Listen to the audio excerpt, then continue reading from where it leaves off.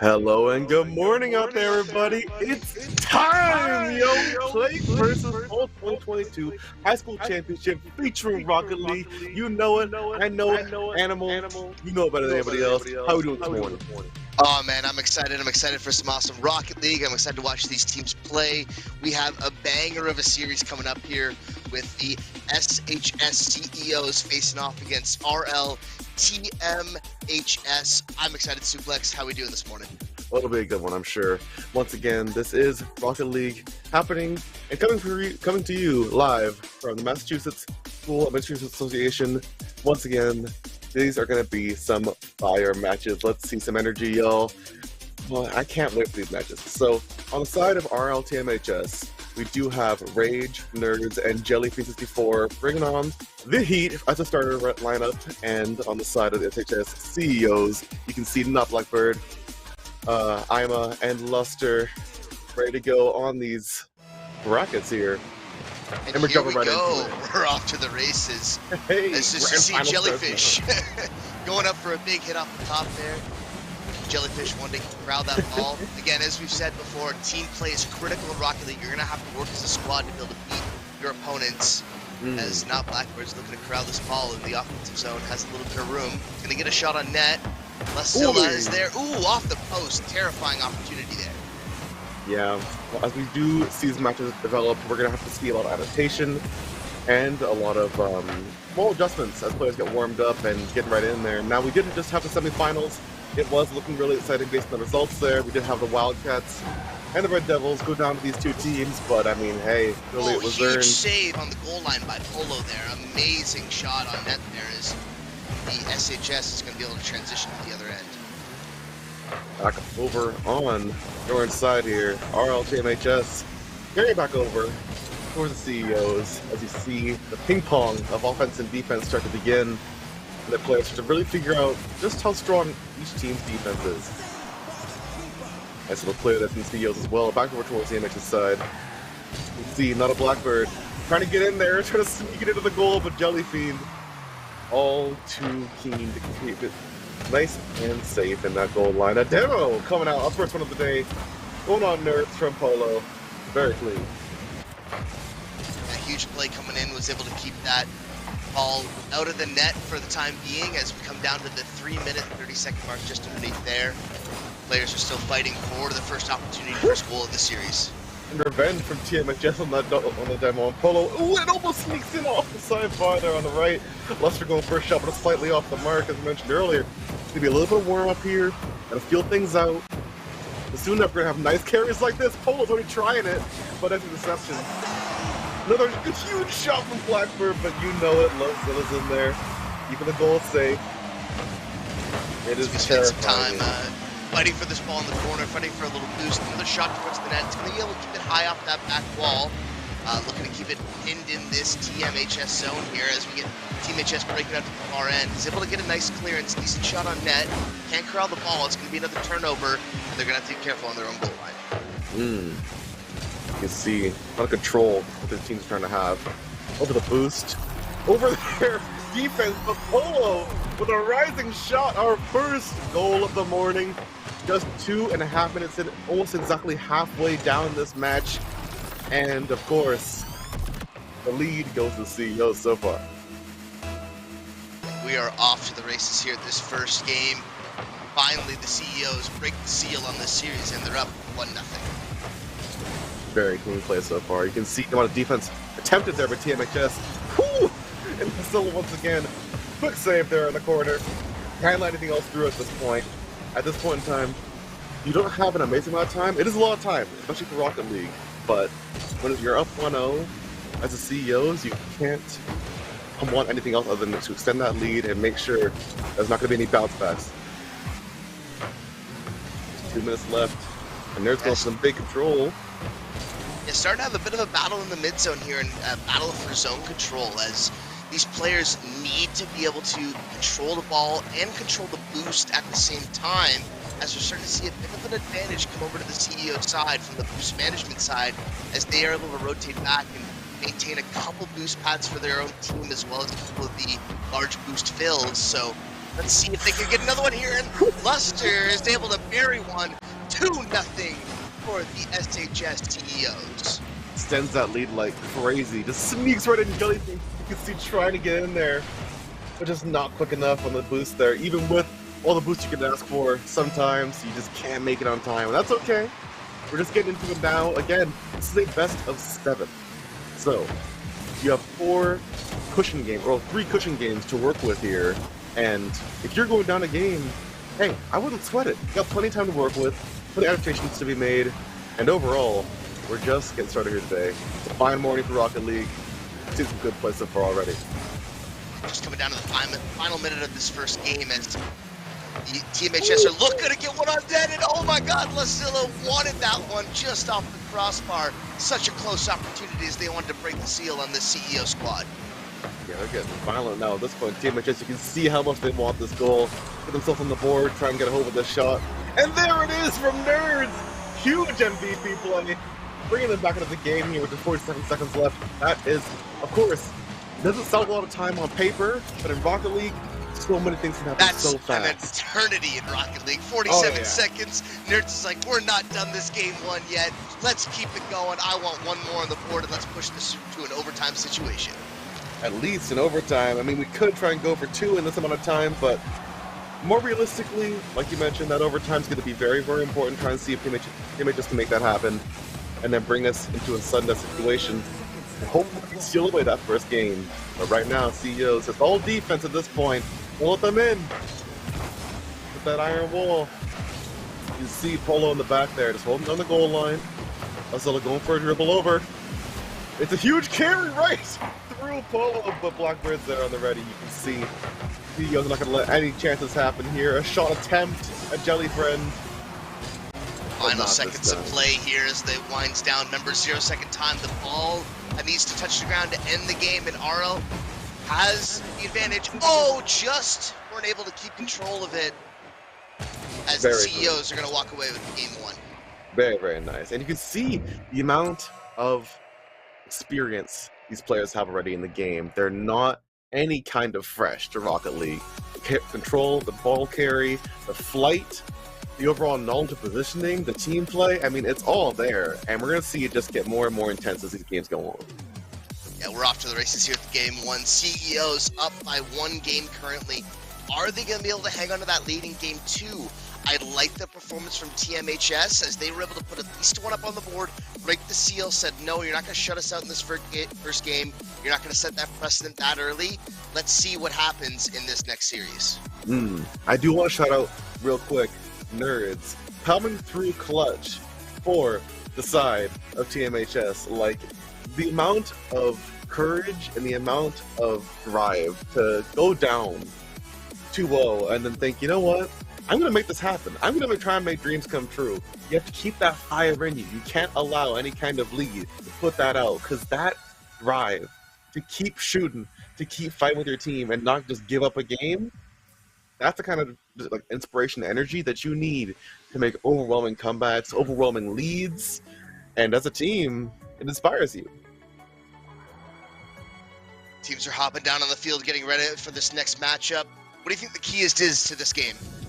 Now, I do want to say, as you mentioned earlier, that boost control we saw earlier in the first game wasn't too prominent. It was pretty quick, but I do want to mention, of course, the boost control is very, very important in Rocket League. Being able to monopolize those boost pads, keep them in control of your own side, and overall, beat your opponent to them, so deny them boost, deny them flight, deny them overall ball control, so you're going to have less space to work with if you're stuck to the ground. That's carried back off to the races here. Yeah, absolutely. We're starting to see, you know, that little bit of that Pong beginning of the game as everyone wants to pass the ball back and forth to each other. Just going to fire it around, get a feel out for how the speed of this game 2 is going to come together. As TMHS kind of has the CEOs hemmed in their own zone currently. Big opportunity in front. Great defensive play by the SHS side. Yeah, I really, really love the attempt, though, for the side of CEOs, trying to sneak in that pass shot. Oh, no, sorry, TMHS. Get a pass shot over towards Lasilla, but is not quite accurate enough on that shot. Of course, get it next time. The communication is still there. Yeah, they're starting to see some opportunities come out here, but SHS wants to say no.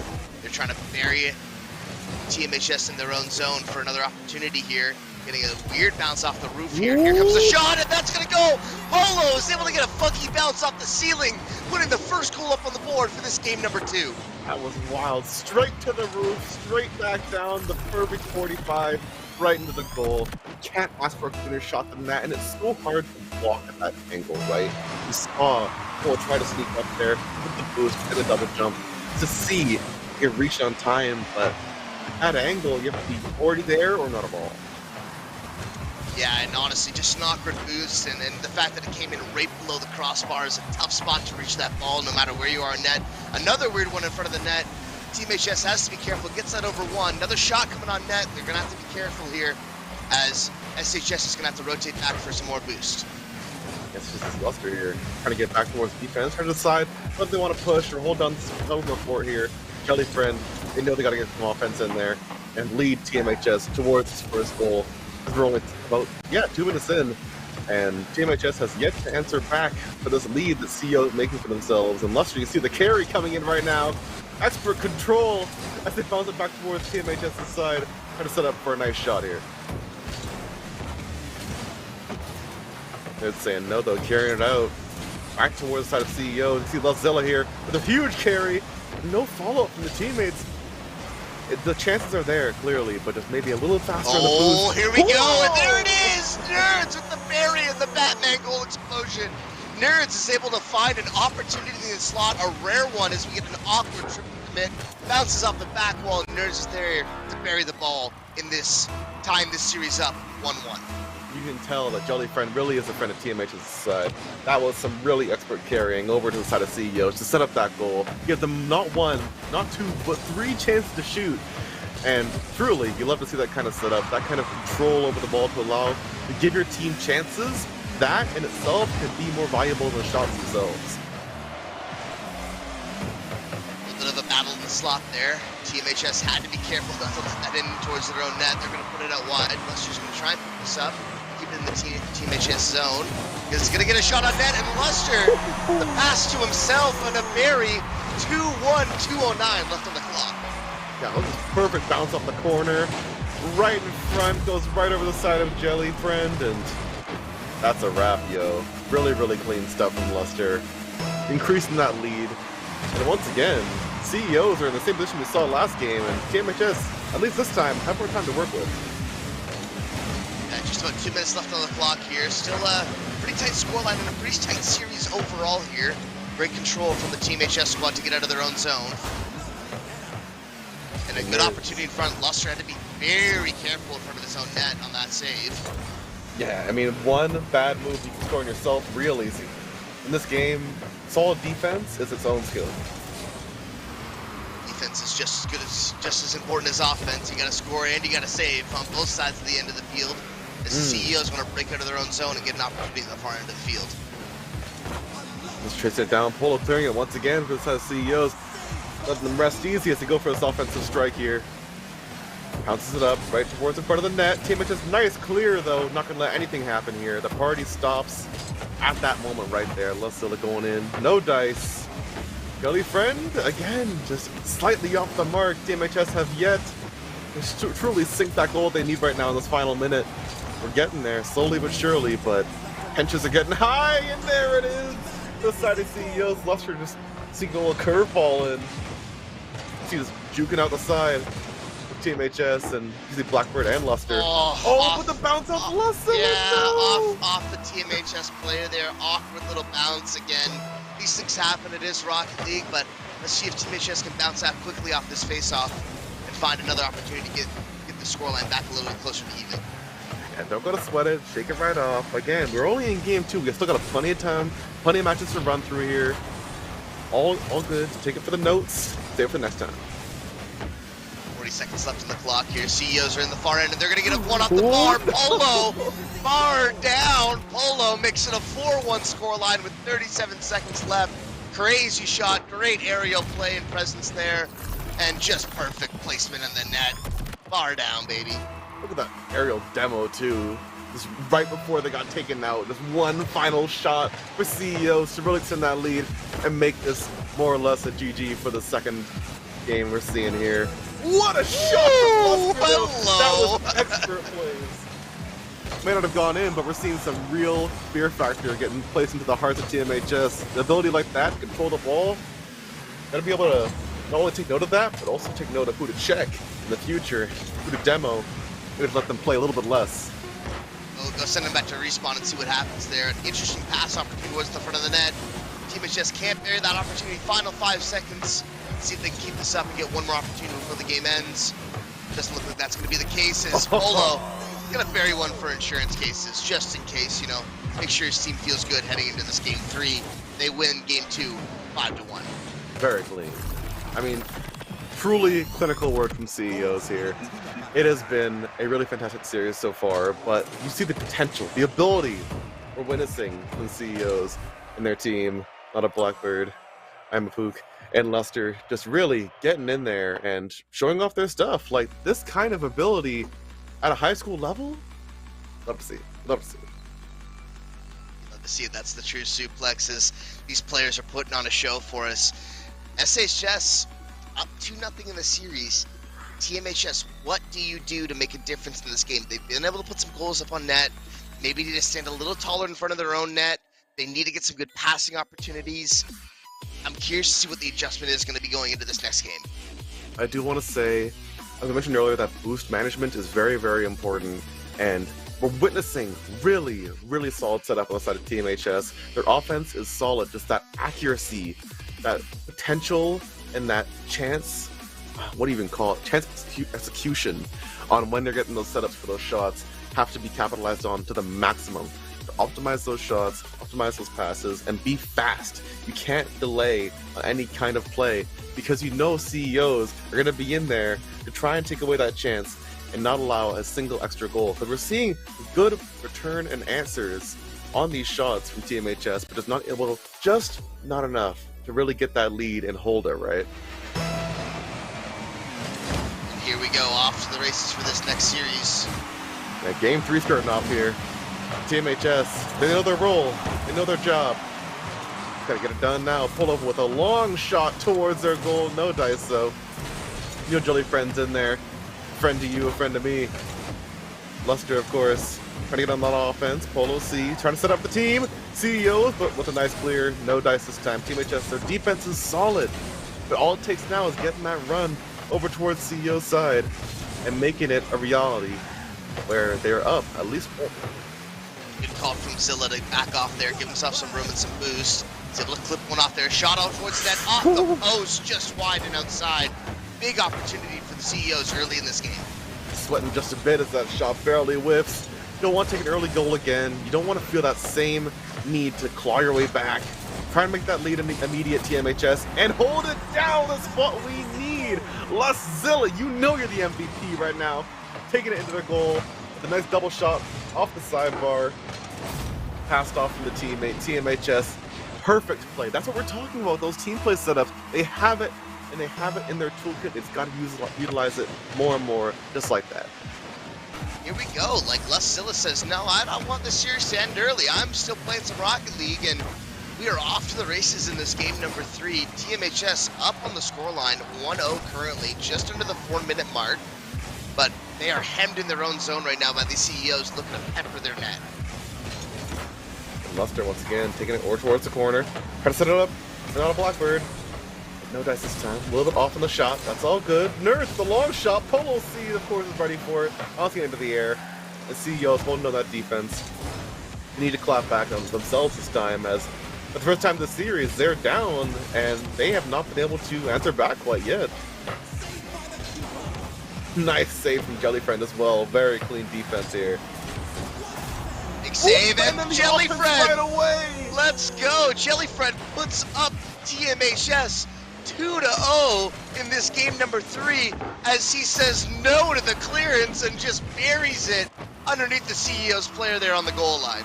Super clean. That kind of MVP play where you're not only making those clutch saves, but then dashing across the whole field, immediately ready for a shot on offense. Now that is the kind of play you lead with the team. But look at that! Zilla wants more. TMHS extending that lead even more, creating that cushion. 3 minutes left, a lot of time to work with I mean, a minute a goal on the side of CEOs is not anywhere near impossible, but morale must have been stung just a bit after leading up 2 games and then feeling that this game is all of a sudden an entirely different field. If you're watching in venue or watching in chat, let's get those TMHS chants going. Yeah. I want to hear you loud and clear as CEOs are looking to get a shot on net here. Big opportunity in front of the net. Are they going to be there to follow up off the crossbar? Oh, straight down, up in the air. Polo wants it. It's not quite there. Lester's going to have to follow up on the half wall there. Huge opportunity for the CEO squad. Not able to capitalize. CEOs, it is getting so tense. They need to clap back, but they're just barely not able to get that goal, and you saw it off the crossbar. It's right there. Just need that little extra tap, and all of a sudden, it seems like TMHS have just broken their rhythm. It's just not possible for them to get a goal right now, but we'll have to see what happens in the next 2 minutes. Anything could happen. Adaptation is clearly there. They have the ability. It's got to get back in that flow. Still carrying it over for the touch TMHS. It's nice and set up right for the goal, but a huge demo on Nerds from Blackbird. Very smart play. You want to get those demos in, start disrupting TMHS's rhythm themselves. Don't let their offense run for free, right? Absolutely is. TMHS trying to make a bit of a team passing play there. Wasn't able to connect. They're going to be able to get over one. Polo's going to get over another. Lustilla's going to follow up. Nerds wants a touch here. Doesn't win that 50. CEOs are going to send it back to the far end. Net's open. Got to be careful for these shots. And Luster says, we're putting one up on the board. 3-1 scoreline. A minute 40 left on the clock. And they're more or less on schedule here. Just a minute 40 left. And they have, of course, still plenty of time to work with here. I mean, if we're looking at what? I mean, minute 20 goal? No, sorry, 70 seconds. And then first shot here. This should be more than too early for math, suplex. Let's not do math. Let's do Rocket League. Look, you're right. Sorry, my brain is scrambling to do math on minutes here. No, they got plenty of time left on the clock to make a difference here. As a look, huge save on the goal line by Blazilla. Oh my goodness, another big save by Nerds. This is what I was talking about, standing up on your own goal line, shutting out the CEO squad, making sure they don't get any crazy opportunities. As this one goes back towards the other end, CEOs have to be careful on their own goal line. Yeah, I cannot go through math. These are people in school here. Polo carrying it right back over, and TMHS have been looking so solid. I know I can appreciate their defense right now. They've cleaned it up so much over these past 2 games, and like we mentioned before, it's really a matter of warming up to each other's play.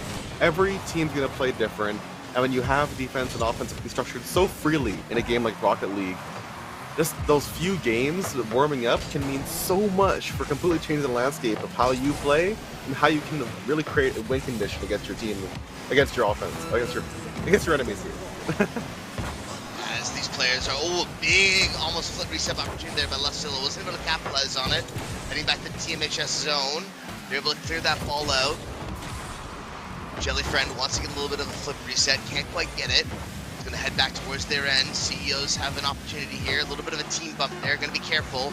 10 seconds left on the clock here as we come down to the final moments. 5 seconds left here. 3, 2, 1, and once it's off the ground, it's right back on. TMHS dunking it into the soil, secure that game, and bring themselves on the board. Look at a 2-1 scoreline here for the side of SHS. We're not done yet. Plenty more games coming your way, and that's just getting started. Only game 3 out of our best of 7 here, and it's looking fire. I knew we had a series coming our way. I just had a feeling these teams were too tightly matched to really separate themselves from one another. And honestly, kudos to the Team HS squad. Going down 2 games, it's tough to turn it around in that kind of scenario and put a win up on the board to set yourself up for success in the rest of the series. Yeah, over Massachusetts here at the MSAA are bringing some fire matches to us, yo. And once again, I do want to shout out our previous teams who are playing the semifinals today. The Wildcats and the Red Devils, they were playing, I'm sure, so far. We're going to see it here on stream. But, I mean, when you have competition like that, I just can't imagine it being anything but so much fun. Because, I mean, SHS CEOs and your TMHS are here in the finals right here and now. And they've definitely earned it, coming off 4 OWs in the previous matches today. So, if there's anything to say here, I'm glad it's a very nice, even, and competitive matchup. Some players are down on the field, and here we go for game number Or let's see what these players can do to set themselves up for success. Where CEOs are going to be able to put themselves onto match point. Are the Team HS squad going to be able to send this to a game number 5? I'm not sure, Suplex. What are your thoughts here? I do want to say it's more than likely that Team HS will take one more game here. The momentum is certainly on their side, and they have a solution. They've got their defense, they've got their offense. It's been working so far. It's almost like the momentum is completely flipped to the side of CEOs, to the side of TMHS.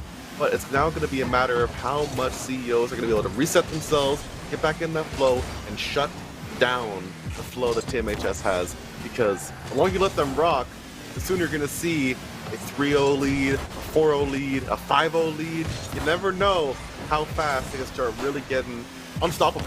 Because, like many things, momentum like this can be terrifying in a competitive setting. Yeah, absolutely. As the Team HS squad is able to hem the CEOs in a little deep, misses that touch there off the half wall, is able to get a follow-up. Ooh, huge shot towards the net. Wasn't quite able to corral it with another tip, as Lusilla is going to pass it back to his own teammates on the back line.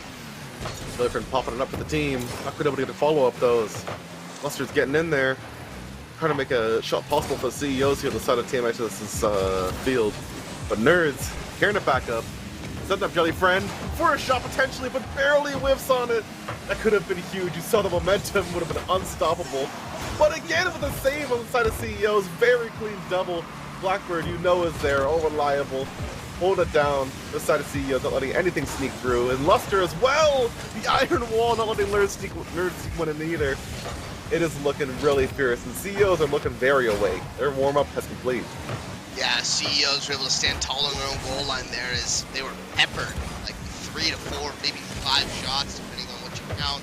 And that's a tough line to stand on as they're going to try and transition this play back to the other end and get some opportunities of their own. CEOs, Polo, you know they got the flight skills. But right now, TMHS is too good at clearing it, as they can't get that offensive line started, and they're only set up a shot for themselves. They need it. They need it so bad. 2 minutes 30 left here. CEOs able to set up an opportunity. Polo wants one touch. Is he enough for 2? Not quite. Almost there.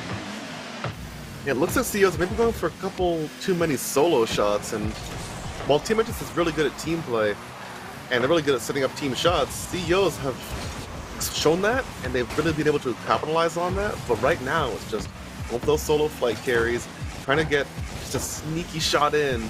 But maybe it's time to really start playing off those sneaky shots. Go for a pass across from the corner, a pass off the crossbar, anything to really keep TMHS on their toes and not let them be readable. Yeah, still no score here, just under the 2-minute mark. This is a really tight game 4 as these teams don't want to give an inch to their opponents and set up either the CEOs for a match point scenario or TMHS to be able to tie up the scoreline in games. You see Luster trying to carry it back over, but TMHS, again, is clearing it immediately, not letting them have any breathing room on their side of the field. And you can see Nerd trying to set up the team, but it could be a little bit of a ping pong for a bit until either side can force the other to get a position or maybe get a couple demos to shake things up. Clear some room up on the field, send a message to your opponent, say, no, you go respawn and go play again, try again next, as we're cruising down to the final minute of play here, and still no score, which is surprising given these teams have been able to pepper each other's nets so far. Yeah, the offense has been only getting better, but clearly so is the defense, as both teams are able to get anything into the goals. We'll see how it develops here, but 1 minute remaining, we're likely to go to overtime if it continues on this flow, and I mean, honestly, there's not much of an answer other than keep trying. I mean, suddenly, or at least not suddenly, eventually, one team's defense has to break.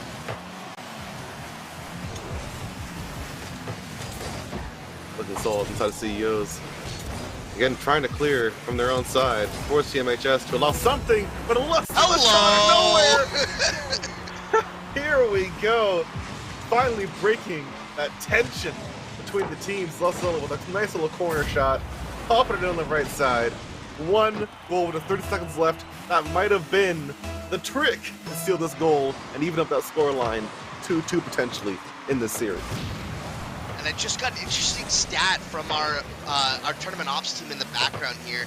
This is SHS's 6th appearance in the championships, and they won last fall. So they're well experienced and able to take big important series and take them away, but TMHS has had something to say about that on a series level. The challengers certainly have some potential here as we're looking to close this game out real quick. Just barely too short. It touches the ground. Could have scored if it was just a little bit higher into the air, but the CEOs can't get that last second goal, and TMHS walk away as the challengers being able to make it an even scoreline and turn this all of a sudden into a 2 out of 3.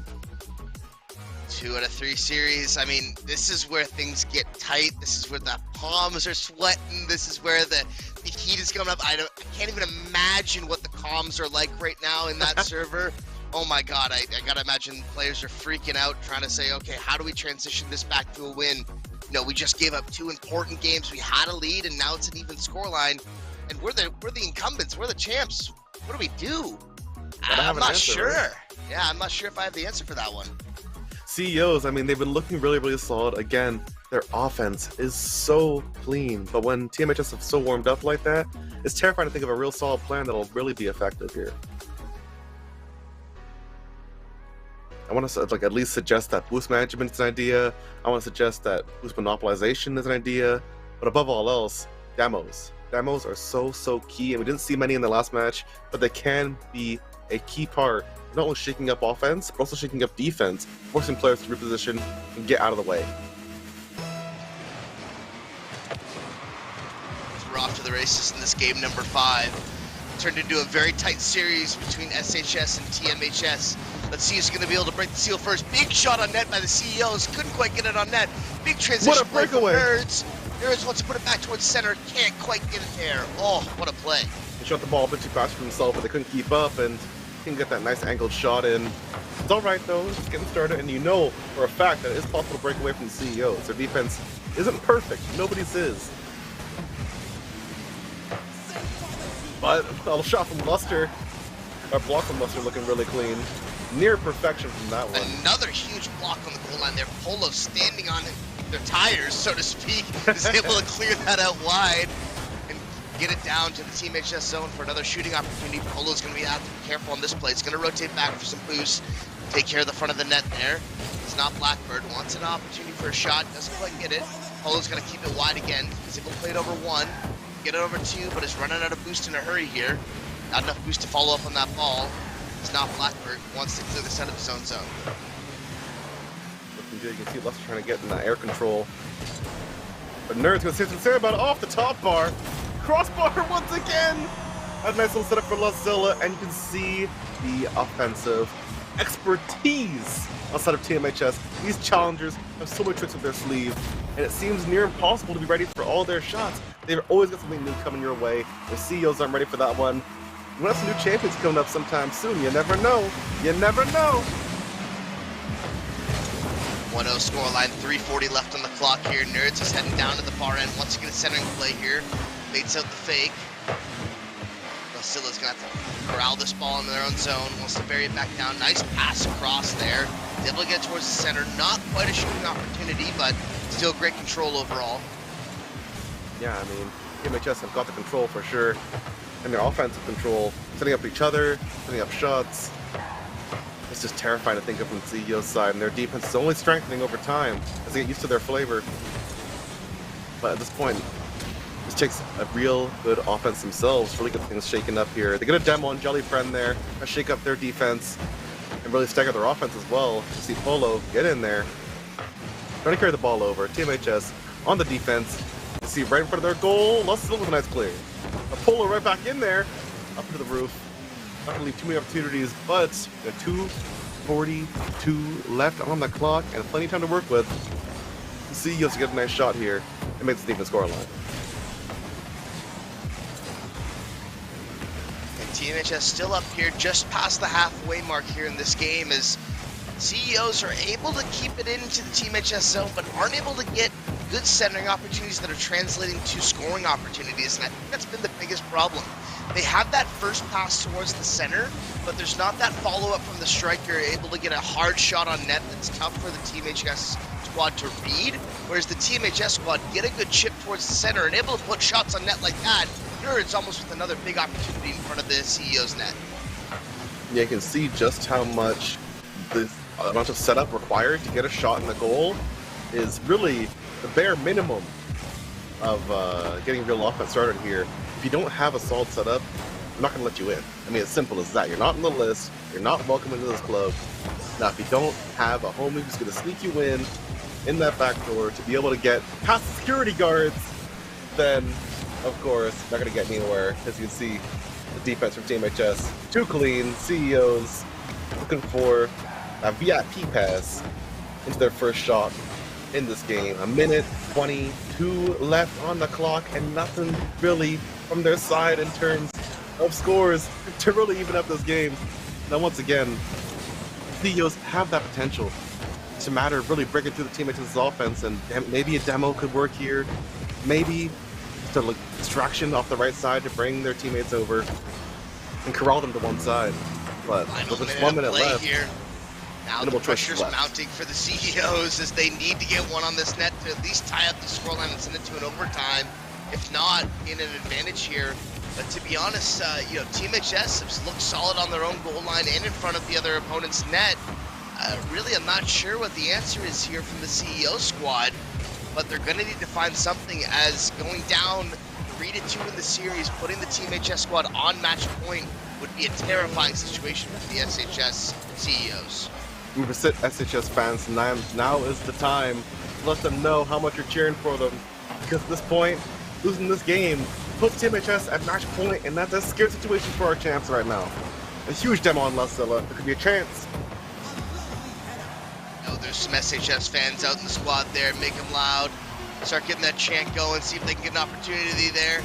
They have time. They have the ball. They have a few seconds to keep it up. Are they going to get this opportunity? Into the air from Luster. One possible chance here, but a dunk! And that'll be about a wrap here. Team HS up 3 games now. Just 2 games inside of CEOs, and this is terrifying, yo. If you're the champs, this could be the turntable turnabout that you weren't ready for this morning. Challengers up 3-2 in this series. SHS, what is your response? How are you going to come back in the series and force a Game 7? Or is TMHS going to say, no, we're going to close it out in this Game 6? I'm not sure. We're going to have to find out here, but all I can say is this has been peak Rocket League action as we are enjoying watching these teams battle it out on the main stage. We hope you in the crowd are having a good time. And once again, I mean, this is some fantastic Rocket League. The team play has been fantastic. TMHS has been looking so fire as challengers, and CEOs have not been slacking as the champs. You can see just how much potential they have, just how much experience they have playing in these brackets, playing against these challengers, and being able to adapt and really start their offense on the fly. But right now, they're getting down in a bit of that slow streak, and now it's time to pick up the pace, kick those engines into turbo, because if you don't get it going now, if you aren't able to answer back to this kind of offense, this kind of determination from Team HS to really be able to challenge the best of the best in the state, what else can you do other than say GG's? I mean, this could be it. Match point for RLTMHS, and let's get into it, yo. To get this place rocking. If you're in the venue, make some noise right now. We want to hear you cheer for your squad. Are the CEOs going to be able to send this to a Game 7? Are TMHS going to be able to close this series out here? We are in a battle in the CEO zone as an early shot comes on net there. Nerds can't quite put it on. I believe Luster's going for a long range shot, but Luster's there to get it off the crossbar there. Polo once again able to try and clear it once again for the side of CEOs, but it's just not quite accurate enough. Maybe the nerves are setting in. Sweating the controller's getting a bit heavy. It's a good clearance down. It's going to get it one touch up. It's going to pop right down towards him. Can he put this on net? One opportunity there. Couldn't quite drop it in front. Great follow, though, by Nerds there in the slot. Looking really good so far. And once again, the amount of control you need, not only to shoot, but to set up as well, and really be accurate communication-wise, is so important in this game. And being able to master that skill is so impressive. These players have got no real...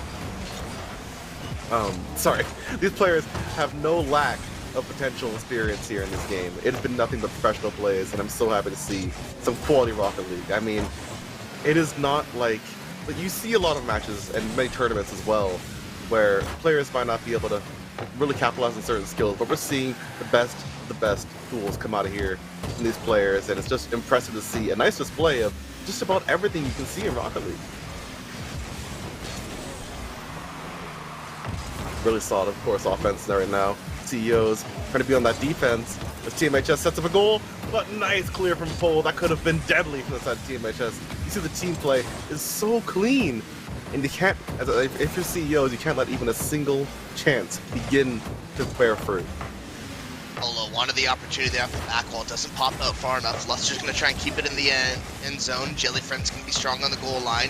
It's a transitional play back. He's able to chip it out wide.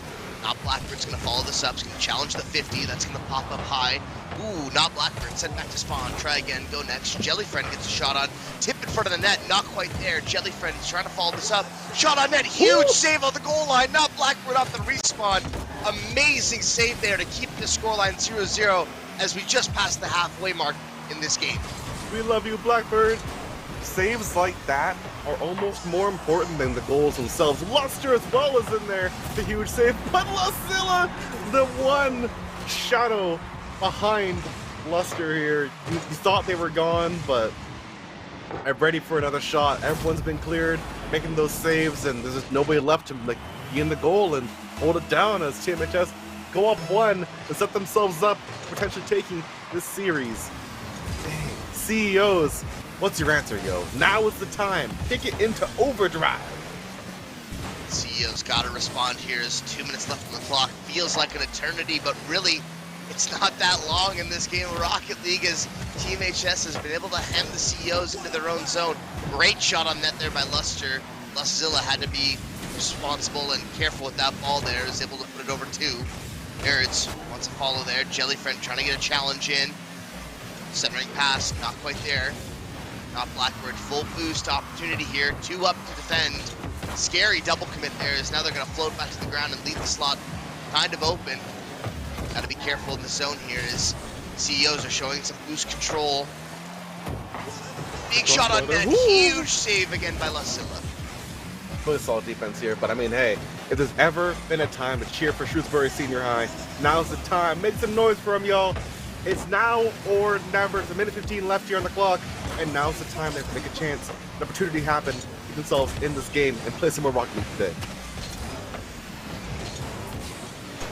Just coming down to the final minute mark there is not Blackbird. Had to be careful on the save there. Lustzilla wanted that shot. It's over one, although a challenge comes in. Lost that 50-50 back into their own zone. CEOs need to find an opportunity here soon, as once you get down to that 30-second mark, sweat really starts pouring and it gets into a scary situation. Well, Nerds is down for the count. Luster able to take them out, hold the momentum, take away some of their boost potentially, and leave them in a bad spot. Big centering opportunity off the post, and Jellyfriend is able to bury that. I believe that might have been bounced off as one of the CEO's players. Let's take a look at the replay here. If it was. Post, oh no, Polo trying to come in for the save and just positioned a little unfortunately. 2-0 for this TMHS squad, and now the CEOs are really on the back foot. Yeah, I mean, if there's ever been a time to hope for a comeback, this is it. TMHS has got the luckiest break of their life. I mean, hey, Polo, you had to be in the right spot. That's all right. Now's the time to make up for it. The TMHS has got to be giddy with excitement as 10 seconds count down here. And that could be the potential. There's the one! Hello, look at the demo on the goal line. Oh my God, what a big brain play there to open up the slot. Luster's able to bury it. We have time. We've got a game. Make it happen, CEOs. It's literally now or never. 9 seconds on the clock. And now you can't do it. When will you? If you want to still be the champs, it's time to carry this ball right to the teammate's side. and make that shot happen. Keep it in Final the air, opportunity, but that's it's it! not gonna happen! TMHS are your new champions for the MSAA series, and this PlayVS Fall 2022 Rocket League Finals. It's been more than a pleasure. I mean, that was incredible. What a comeback, truly. Congratulations to the TMHS squad. Way to take that away. Way to keep your composure, even though it was a battle all the way to the final seconds of that game. Congratulations to Tewksbury Memorial High School. You are the new PlayVS Fall 2022 high school champions, taking out the incumbents of SHS CEOs. What a series, what a game. Yeah, truly. Get a round of applause from y'all. It has been absolutely incredible. Like, what perfect play.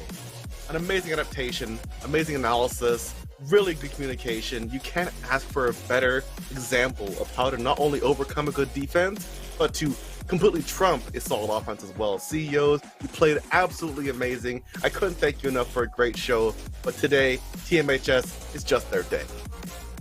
Thank you to everyone watching in the venue. Thanks for cheering loudly. We are going to be back shortly with some Super Smash Bros. Action. They're going to reset the stage, get everything set up, get everything ready to go. Stay tuned. Congratulate your players. Congratulate everyone. And I expect to see all of you continue battling in the Rocket League scene. I look forward to seeing you in the CRL as you move through your educational path, and hopefully to the RLCS and the show in the future. My name's Animal. I'm joined here by Suplex. Suplex, where can we find you? What's up, dog? I mean, you can find me on Twitter if you'd like, or at Suplex Plus, YouTube, Twitch, whatever, but really it's not about me, it's about TMHS. Once again, congrats one more time to Rage, Nerds, and Jellyfriend. You've played amazing, but yeah, really, that's what I gotta say about that. It's been a fantastic series, and we'll see y'all in just a bit with some Super Smash Brothers Ultimate. Stay tuned, y'all.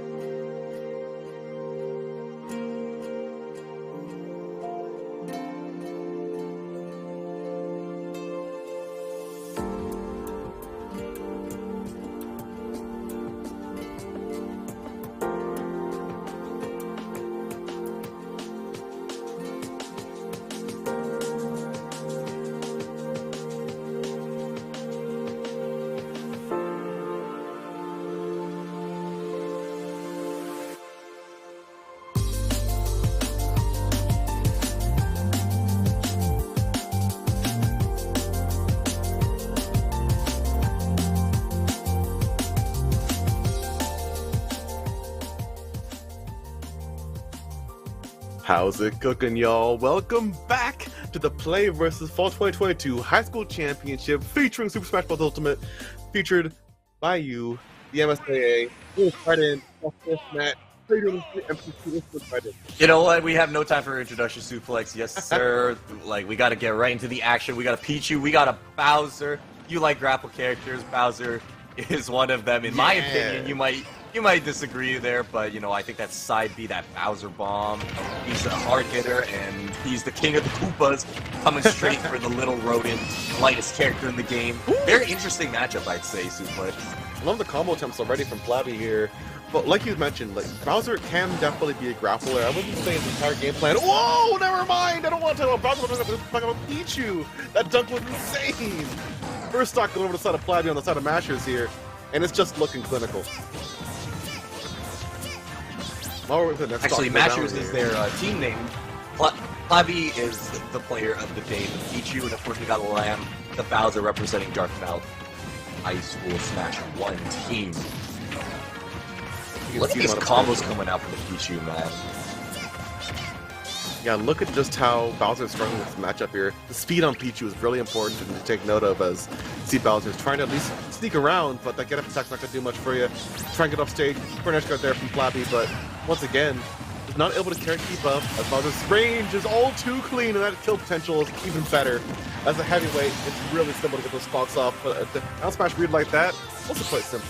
Mashers. I think you're talking about kill pattern here, man. You look at this little rodent, you don't think there's much power packing in those cheeks, but he's an electric rodent, man. He's got a lot of electricity coming for you, gunning you down. Bowser, of course, one of the heaviest characters in the game. On the contrary, Pichu is actually quite literally the heaviest versus the lightest character, but we can see what makes Pichu such an excellent character. Fast mobility, hard hits.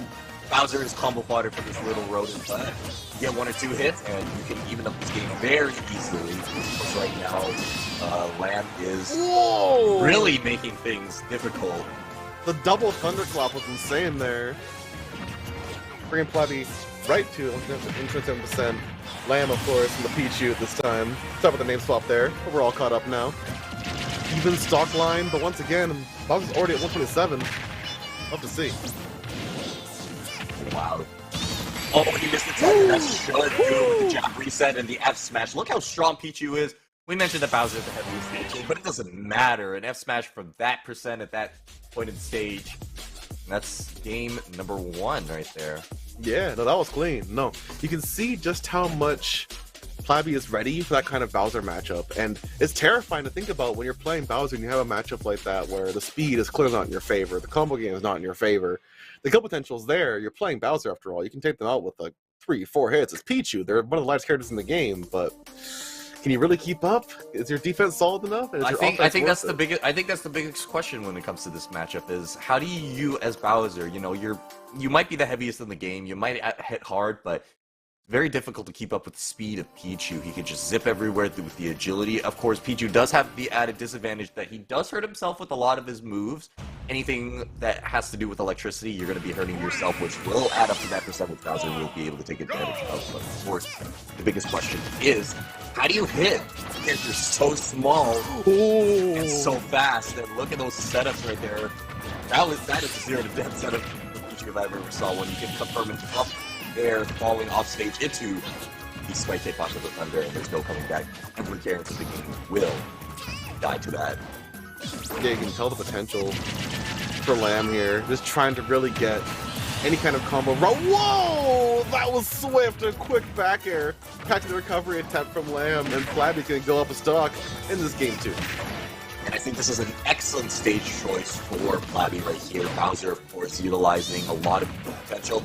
And look at that Bowser bomb, confirming into that back air. Town City is victorious for having some small blast zones and a very unfortunate SD from Lamb that's going to give Flabby an extra stock lead. And as Bowser, that's perfect. You're such a heavy character. You are less liable to lose your stocks super early, and that's going to really help out in the long run. Maybe even things back up 1 game apiece. Actually, I don't remember the score, but... Yeah, I'm pretty sure we're up a game here for Lamb on the side of Dartmouth. You see Flabby trying to make this comeback. But huge back air carry. Right off the left side there. Very clean. Oh, the Bowser Bomb gonna come in really influential here in this kind of matchup. Pichu will die so fast off that side B. You cannot be getting gripped by Bowser here. What an air knock to the Thunderbolt.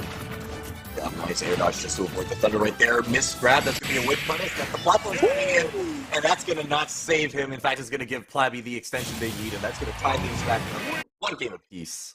Very clean. And a quick game, too, no less. I do want to say, it's looking intense already. Like, it has been really, really incredible. And I do want to shout out once again, this Massachusetts School Administration Association Fall State Championships is getting off to a great start for Smash. It's been a good time. Been amazing so far. We are in a 1-1 scenario. We got to remind everyone of home. Of course, these head-to-head matchups are a best-of-5 series, but as a team-based game, you need 2 of your 3 team members to secure 2 wins in the best-of-5 for a best-of-3 set. So we are currently in set 1, obviously watching Plabby versus Lamb. It is currently tied 1-1 as we speak. They're doing their stage strikes and suplex. I'm liking what I'm seeing so far from both players. Yeah, this is really entertaining, yo. I mean, we got a great matchup, truly polar opposites on the roster. And as we see a quick swap up here on the side of Lamb, this could be interesting. Plabby got a new opponent to fight. It's Isabel from Animal Crossing. A little bit of a counter pick right here. Going from a hard-hitting PG, fast combo character to Isabel, more of a slow-paced character, just looking to create some space, create some zoning. And that's what we're seeing right here. A little different gameplay already coming out from Lamb. This is being really tough for the side of Bowser. I mean, getting around that, sorry, not the Druid, not the Gordo. One more time. That rocket, the Lloyd, right, the Lloyd rocket. Trying to get around that for Bowser could be really tough. It will automatically go off for a set amount of time, but once you get in range, it'll pick you right up, lead up to a combo, lead up to a kill even, but that forward smash will lead to a kill right away. The DI not quite enough, as we see Plabby lose that first stock, and Lamb is getting the lead here. What a Ooh, but you might have spoken a little too soon. That Bowser bomb at the ledge, snaps right to it, takes away from Lamb, and that's going to be even. But look at this damage. He immediately comes out swinging on the Angel platform. Has no percent to show for it either from Plabby. It's completely unanswered. Barely recovered there on the right side. Snuck past the grab. You see a nice little up tilt catch there, leading to neutral air. Lloyd, of course, creates some great space. You can see the Lloyd rocket carried to the skies. Plabby, 158 already, the potential to stacked on so heavily, so fast. You can see the zoning, the range control from Lamb is so expert that at this point, it is so tough trying to come back at that point. Okay, tech from Lamb just to survive a little bit longer. 163%. This is Bowser at his strongest, the Lloyd rocket, but no, Lamb missed. But it doesn't matter. That little fishing rod, I got you hook, line, and sinker. Oh yeah, very clean. I mean, we're going fishing to this morning. It's been great. Afternoon for y'all at the stadium. How y'all doing? Let them know. Let them know you're cheering for your favorite team. Dartmouth versus Mashers. It's been a good one so far. Tulips, not tulips, turnips. Coming to clutch off the ledge. You see some combo starters getting going here. And Lamb is just closing down that percentage gap. It's not even a gap at this point. I mean, closing down that lead as they're up 2 stocks. And yeah, Plabby's running out of options here. As we see the fishing line go down all the way low off the stage. And a turnip spike! It is brutality from Lamb right now. Absolutely incredible play right there.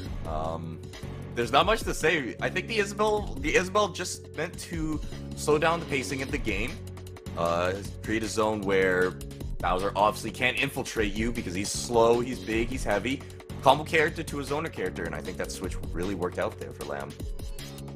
No, I mean, I love the idea. I love the idea to not only go for the swap for the matchup, but also for keeping your opponent on their toes, right? Bringing it to a 2-2 game. At this point in time, is it 2-2 now, or is it 1-2 right now? It should be 2-1 in the 2-1, yeah. score of Lamb, yes.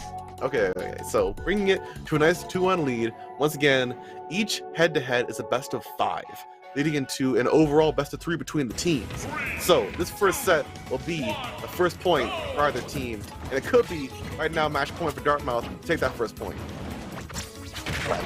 Here for their team, and the counter pick stage this time is Plabby. Oh, that I do know. This match,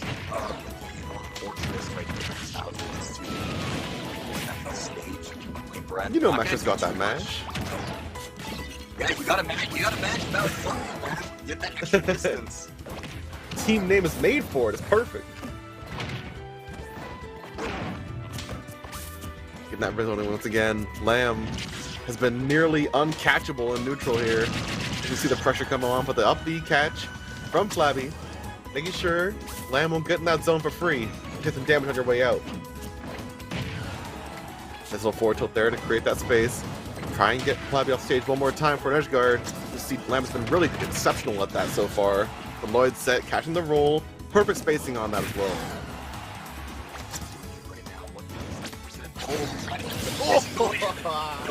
With those small blast zones, that's gonna be the end for that first stock from Flabby. And it's so terrifying to try and recover against Bowser when you have a platform like that to bounce off and get the extra height. Flabby able to seal the stock and make it a bit more even scoreline here. But once again, I mean, Lamb's pressure has been absolutely insane, and we're to see Flabby can survive this edge guard situation. The fishing hook has been more reliable so far. Recovery, edge guarding, it does it all. Do your taxes, do your dishes, do your homework. Got your back. Alright, dash attack coming out.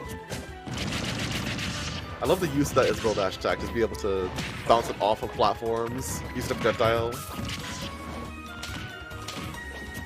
Villager and Isabel both have really cool movesets for that kind of thing. It's kind of setups, right? Once again, neutral layer. Attacking some damage on the side of Lamb. This little side B for the Bowser Bomb. Big damage. Warrior's gonna miss it. He's going a little bit. Yeah, Flabby just going a little bit too shallow on that recovery. Trying to get that forward air. Trying to really make sure they could get that edge guard, but a little bit over committal. Trying to 2-frame here. Ooh, just barely makes it back. Lamb is all good to go. They're chilling on this ledge. They're happy to take their time as they're holding a nice lead here. Nice little forward air there. Spot out through the neutral air. Flabby trying to find any chance, any opportunity to get the stock off of Lamb. But it's just leading to more and more damage to try to get in. The zone control is too much. But Lloyd, once again, just catching them. Not able to keep up. And right now it's looking like Isabella's near invincible. Flabby once again trying to get that finisher. But just can't get the stock off the board as Lamb is just taking their time once again, testing the patience of Flabby, trying to see how long they'll wait for that opportunity before they present it to them. Going for the jump read, no dice on this one. It's party time for the forward smash.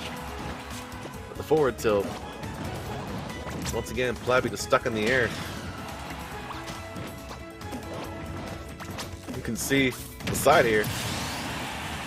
A situation where it's reversed all of a sudden. I mean, hey, Flabby, you've got the forward tilt range, you've got the solid confirms, all reactions, but even faster, that forward air is going to be the seal of that deal. Once again, it's been a good time. I mean, hey, I left my co-commentator for a second there. Technical difficulties, please stand by. But for now, it's just me. And once again, that was some really good games. I mean, Flabby, once again, had a really solid Bowser, but it's just not enough against Lamb's Isabelle and Pichu. I mean, that was some clinical play. I do want to mention as well, the Pichu had some really solid combo styles.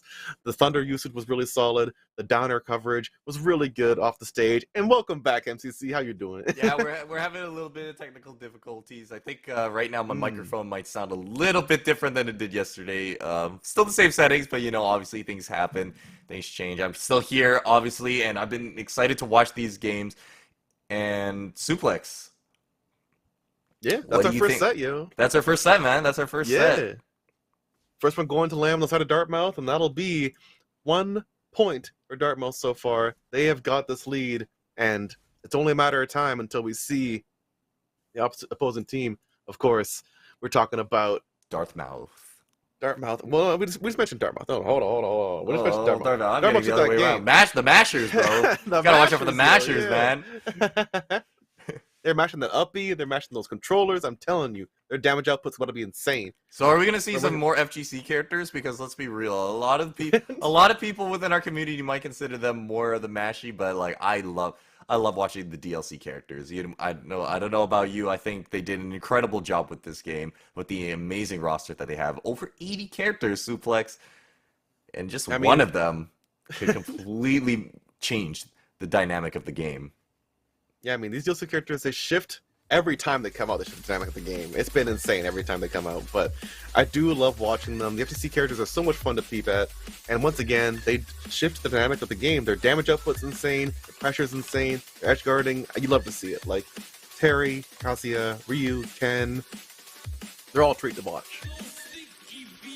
I think there's something to be said in a game with over 80 characters. It's not just a testament to your skill as a player to be able to, you know, pick a character, be able to stick with it. Not only that, maybe have some pockets in the background, some secondaries, but I think the biggest thing about this game is the fact that there's so many matchups you need to learn.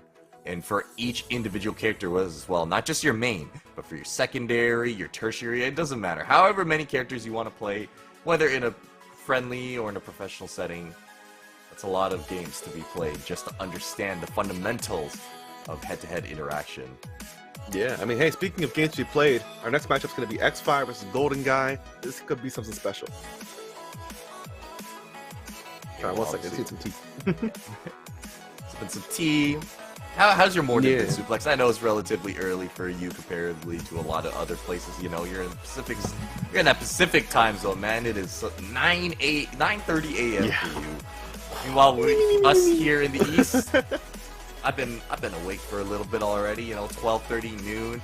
I'm gonna get some lunch later on while you're still having breakfast, man. Yeah, I mean, I haven't had breakfast yet, but I've had my tea. We're getting in there. It's doing all good. But do want to have a little update there. Apologies on the pronunciation there. Dartmouth has been really, really solid so far. They've taken the first game. It is 1-0 for them in the set count. Moving to our next set.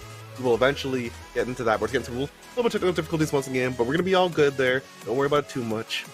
But hey, MCC, what do you think about the answer for the Mashers here? I mean, it's been looking pretty evil on the side of Dartmouth here. Their pressure's been nuts. You know what? I was gonna say it was very interesting to see what we were seeing game one, because from the side of Lamb, they went into the Pichu, a very combo-centric character. Lightest character in the game, obviously, with the Pichu, self-damages, but we saw how much the Pichu paid off against the Bowser in the first game. Lost game number 2. You know, they made some adaptations. Pichu, unfortunately, just couldn't make a comeback, especially with the counter-pick stage. That probably really helped out as well for Plavy. And then suddenly, boom! I'm throwing you a curveball. Isabel comes out. I'm going to suddenly go from, I'm going to combo you silly, you're never going to get to play the game because you're going to just be juggled everywhere, to, you know what, I think I want a different kind of outlook for you. You're going to get zoned out, you're going to get camped, and that's what allowed them to take set number 1. But coming into set number 2 right here, we have X-Fire versus the Golden Guy, Falcon against a Yoshi. Now, I'm shocked to see that they're not using the golden Captain Falcon skin, but that's just me. That's just me. Purple is still mighty clean. Yeah, Yoshi vs. Captain Falcon, this will be a real damage output game. The combo routes for these characters are absolutely insane, and not to mention their neutral movement speed and overall reward for getting hits is massive. This could be some quick stocks we're going to see here. Yep, I think Captain Falcon honestly is a decent matchup against Yoshi. Yoshi does have, I believe, the best aerial drift momentum in the entire game. Of course, he doesn't have a proper up B, though. He has those eggs, which do give him a slight hop, but his main recovery tool, right there, that flutter jump, gives him a little bit of super armor, and of course has great height distance. But once you break your double jump, Yoshi is a sitting duck, or dinosaur in this case. And it's to stop them too. I mean, not only does double jump have armor, but those aerials are so huge. They're so high priority. They have a lot of space coverage. If you get behind them like that, it's possible to punish. Super armor coming. That absolutely probably saved him right there. Then Nair 1-2 could have connected very easily. The down B from Yoshi goes right to the platform. That's something to make note of. And more importantly, Suplex, it's able to take stocks. Yeah, very clean down B there. Taking that first stock on the side of Golden Guy. Mashers are looking pretty happy about that one. 147 side of X-Fire though. Just a dash attack will be enough to even to the stock count. We're looking at potential lead a little bit here for X-Fire. Get the down air in, get the damage on the board, kind of lead this in to a quick second stock. Now now. They're just getting juggled. Something we neglected to mention, Captain Falcon, notorious for being throughout the entire Smash series one of the fastest faller characters in the game, and that can only mean one thing if you're in a disadvantage state. You are combo food. That's what I'm saying. I mean, Captain Falcon, as much damage as they can dish out, I mean, Captain Falcon, he just literally is one of the fastest fallers, pretty happy as well. So, like you mentioned, that combo food can allow them to take way too much damage, already at 128%, and Yoshi just loves it, right? Yoshi just loves being able to get away with these fast neutrals, fast aerials in particular, able to keep up with the speed of Falcon, especially in the air, and look at that landing back air, even with the DI. Golden Guy is going to lose that stock. Very, very close right there, but last stock scenario, maybe find something to get going. A straight hit somewhere can get it going in that back air. Hopefully an edge guard situation. What they need. Oh, go for the downer all in, but no dice this time. Woo, maybe a little bit too late on that one, the 2-frame. Not as forgiving. Oh, look at that down air. Look how much damage I was able to do, about 30%. It's so ridiculous. Just trying to get any straight hit they can going. There we go, the gentleman jab. Light toss to keep the blood safe for themselves. You see X-Fire is looking really solid. Oh my god, so close to... Wow, that side B right there, barely managing to hit 147% and still climbing for X-Fire. Yeah, I mean, while Yoshi isn't the heaviest character in the game, that super armor, that float control, it allows Yoshi to live for way longer than you'd like him to inside of Gold Mashers here. Ooh, and the down beacon from off the limits tech, that's simple as that. The reaction time from X-Fire here, that was clinical. I mean, you love seeing Yoshi play like that. That was incredible reaction time, especially on the Mist Tech as well. Perfect percentage, so much rage, and of course, the stage itself, small battlefield with a slightly smaller blast zones, all added up to only one thing, Captain Falcon losing that final stock. That's a wrap, yo. I mean, hey, game 1 of this head-to-head, going to the side of Dartmouth again. X-Fire looking really clean. I mean, their team has been ridiculous in these head-to-heads so far. Their combo game is really solid, their neutral's really solid. Overall, you can tell they've put in some serious work trying to take the championship. And you know what? I think that really segues into something else we for sure should bring up, Suplex. This is still a team game.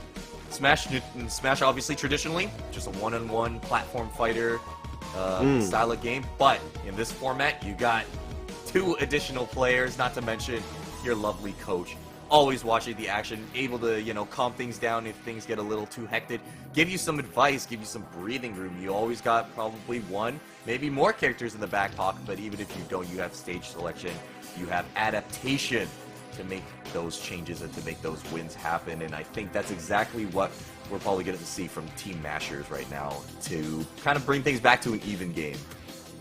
Yeah, I mean, I don't see any reason to count out Mashers right now. Captain Falcon's a super solid pick. He might have a character swap up coming in here, but I can't imagine it being anything too risky. Once again, Mashers have got a really solid team composition here, and Captain Falcon has no reason to fully lose to Yoshi that hard in the matchup spread. I mean, he's got the tools, he's got the combos, he's got the kill power. Overall, he has the edge guarding tools as well, trying to take out the super armor and eliminate the ability for Yoshi to just go ahead and get back for free.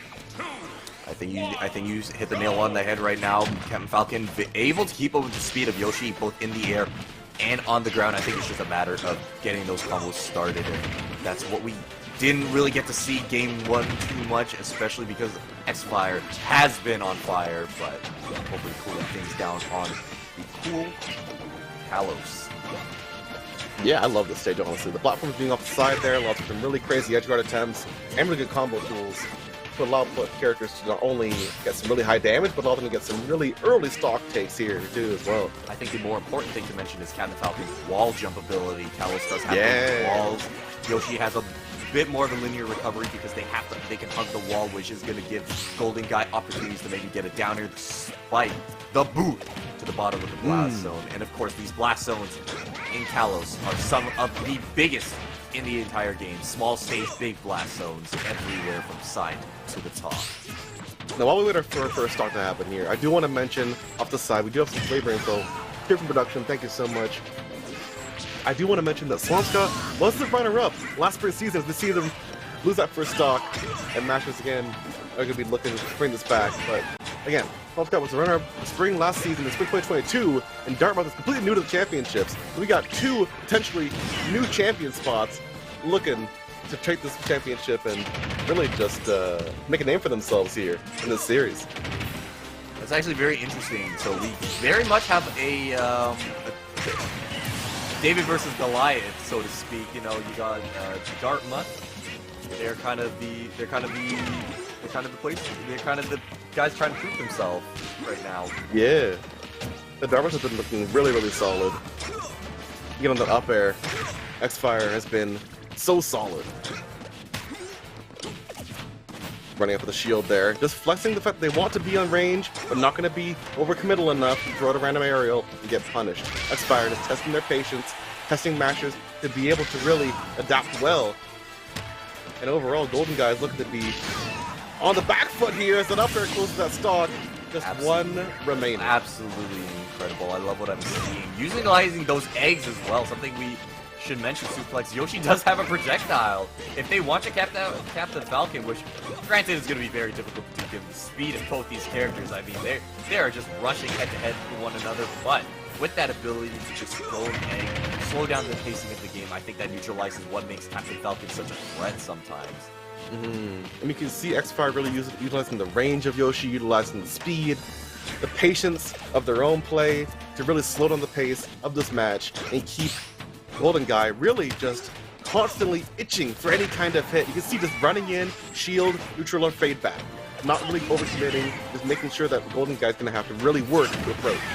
Whoa, what a read right there. That up smash, reading that double jump, and I don't think he didn't refresh the double jump because he got hit out of it from that up smash. So that is, in fact, going to be a stock. Golden Guy getting a very nice call out and getting rewarded for it. Yeah, Golden Guy, I mean, you can see the reads are there. It's got to put them all together. Captain Falcon's like a read-based character after all. The damage output you can get from this kind of character, is only unlimited to the amount of potential reads you can get. I had to pick a word of the day, Suplex. I think the word of the day would be momentum. Captain Falcon really relies on those momentum hits, those momentum plays, getting into that advantage state, grabs, dash attack, whatever you name it. That's what he needs to get in, and right now, X-Fire's doing whatever they can to neutralize it. There we go.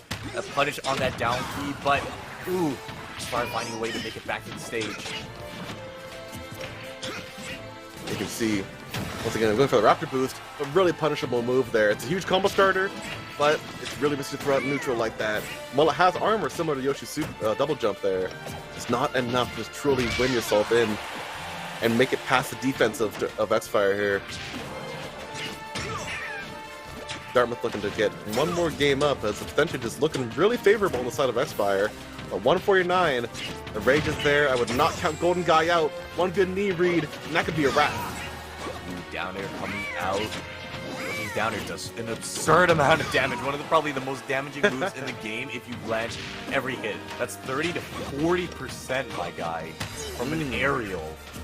I can't stand Yoshi, I'm not gonna lie. A lot of people can't so stand brutal. Yoshi. I think a lot of people can't stand Yoshi, but I think the matchup can be very simplified by a lot once you figure out the underlying problems that Yoshi has, and of course you get the correct characters. And no way, 179 and still hanging on. What? Ooh, I don't know about that option right there. Captain Falcon using that aerial Falcon kick. Yoshi actually being able to finally take that last stock at 179%. Now I do want to reiterate, apologies, we had the name swapped, wasn't quite sure, but Yoshi is Golden Guy, our apologies, and Captain Falcon is X-Fire. No wonder I was confused about the golden Captain Falcon color.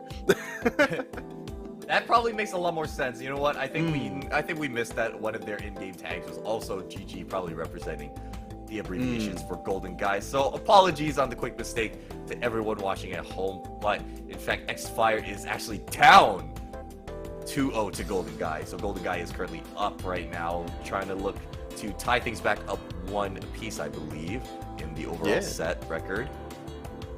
Yeah, looking really good so far. Once again, this is looking super solid of a matchup. I mean, I love watching Captain Falcon and seeing Yoshi try to not only out-patience Captain Falcon, but also be able to out-zone, out-damage, out-kill potential. I mean, I'm shocked that Yoshi's able to be this solid character that would assumedly have not that much trouble with this kind of matchup. Goes to show just how experienced Golden Guy is here. Yeah, well, we head into game number 3 right here. The Mashers versus the Dartmouth team. Trying to tie things back at one apiece. As we said, suplex. Let's get it going. Kalos once again. Golden Guy is coming out swinging, man. Yeah, going in right away. No time to waste here. Up air once again. That really good combo tool for Captain Falcon, but if you can't get a follow-up off of it, it's only good as a poke. I think it's so funny that X-Fire's tag is 7. Thinking Captain Falcon. Stop lying to me! Oh, what a tag on this! What a tag! That's another additional benefit of those walls. You can actually hold in on spike blocks and buffer in that tech option and option. And of course, Smash Ultimate they added is the ability to buffer certain things, and teching is one of them. So very good job, very good awareness from X-Fire, able to hang on to that first stock a little bit longer. What a clean parry. Didn't lead it to too much of a follow-up, but the defense is clearly there from Golden Guy, and X-Fire has yet to try and clean up this first stock. Order coming in huge to the side of Golden Guy, and off the stage, going to be able to recover real easy. Almost didn't make it back to Golden Guy. X-Fire to lose that first stock, trying to escape from that scary situation with the shield, and all of a sudden, stock lead for Golden Guy, trying to make it even bigger. That Yoshi Bomb is a pretty potent and dangerous move. Like I said, it has that kill power, but it more importantly goes through platforms, and you can use it at the ledge to not only force your opponent off the ledge, but they don't have the invincibility to be used to take stocks there as well. Very, very diverse option from Yoshi, and of course Golden Guy using it to full effect right here, as they do have the lead right now, sitting at 165%, though I wouldn't be surprised if X-Fire is able to find a stock really quickly and soon here. The X-Fire has been looking really clean, but it's just a matter of getting that fire started. You can see Captain Falcon has so much combo potential, but whoa! Speaking of potential, Golden Guy just going a bit low, potentially hoping for that edge guard, but a little overcommittal. It's all good. Take your time. Yeah, I love how they didn't even get shook or anything. They scared. They kind of just SD'd, and they're like, you know what? I was at 165, 160+% already. I would have lost that stock anyways. Came off that angel platform swinging, used that 2 seconds of invincibility, and look what happened. 108% on X-Fire, and Golden Guy can suddenly start looking for a stock, but Sen is closing in really quickly, and that's another thing to mention about that Yoshi Bomb. It is a shield breaker move. X-Fire neglected that fact and paid the price dearly for it. Yeah, serious knowledge check there and reaction check. I mean, not only do you have to know that's going to be an instant shield break, but you have to be able to see that initial startup, Yoshi flying into the air, and be able to roll on time, or spot dodge on time, to be able to really get out of there and keep yourself safe, because you cannot shield that. Ain't no way. We'll throw a forward tilt check there. Yep, absolutely difficult situation for X-Fire right now. Getting juggled every which way. Once again, the weaknesses of Falcon really coming in through a fast faller and a heavy at that 2 statistics that make Falcon perfect sandbag when it comes to comboing. But looks like X-Fire's not done yet. That Nair off stage is going to take that stock from Golden Guy, and Captain Falcon and show off that big advantage state given the opportunity. Yeah, if you're rooting for Dartmouth and home, or the stadium there, make some noise, y'all. It's about time to make this comeback. X-Fire's got plenty of fire left in them. In that back air, instant possession on the board. Golden Guy trying to close up the stock. It's not going to go down easy. You see X-Fire? No, it will go down easy. No. A slight SD down there at the bottom. Couldn't get the wall jump. Couldn't make it back to that ledge. And that's going to be about a wrap. I mean, really good stuff from X-Fire, but Golden Guy just walks away with that game, no problem. Yep, and this means we're going to be seeing our 3rd set of the day. It is currently tied 1-1 for both teams, and Suplex, what do you think you need to see in this 3rd set between these last 2 players for them to take the win on each side, of course? Yeah, I do want to see some more character variety. The swap up we saw in the first set was really, really clean. But once again, it is looking really, really solid for the side of Dartmouth, and also really good for the side of Mashers here. Just trying to really get a good feel for each team's players, each team's characters, their style. Overall, a good warm-up. I mean, we're 1-1, we've got even more matches coming your way, and, I mean, I gotta say, it's been exemplary work from both teams, showing off combo potential, matchup potential, knowledge, movement. There's so many skills to hone and smash, and being able to really show them off effectively on a stage like this, that's good stuff. You know what? I think the important thing to take note of is how quickly the momentum shift has been happening. These haven't been game 4s or game 5s. These have been pretty much 3-0s on both sides, and I think they just came back to back as well. So both teams clearly coming out swinging right from the gate. But I think ultimately what's going to cause one of them to be able to come out on top of the other, matchup check. Which characters do they know, and how do they play those characters into every other character and roster in the game? So, of course, we have Fusion coming up from the Team Mashers, and we have Wailord coming from the Dartmouth team. They're going to be very interesting to see what they bring to the table, of course, as we get ready to get set 3 with their stage bans, of course, coming up very soon. I do want to assume we're going to see a Pokemon trainer, but judging by the name Wailord, or at least maybe just a Pokemon in general. Mewtwo, maybe? Who knows? Mewtwo! Oh, Mewtwo is the character. Lucario, Greninja, Pikachu. You did see the Pichu earlier, so I mean, we did see the Pichu come out from Lamb earlier, so it's definitely a possibility, you know. Give it with that Pokemon theme, right? I think I would love to see some other Pokemon, especially, you know, more obscure ones like Greninja or Lucario. I think Lucario is... Whew. I have a friend who plays Lucario. He makes him look like a high-end top-tier character. That character is bonkers if you give him the aura. Because aura plus rage on Lucario... I don't even want to talk about it. It's a lot of damage, man, and a lot of kill It's too power. much damage. Way too much Oh my damage. goodness. You remember the days of Smash 4 Lucario, man.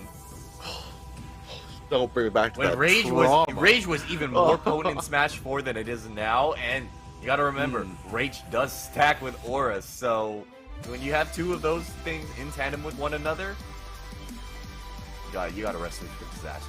But that's assuming they in fact do go Lucario. Once again, there are 80 characters in here. I am effectively making a 1 in 80 prediction here, and... Oh!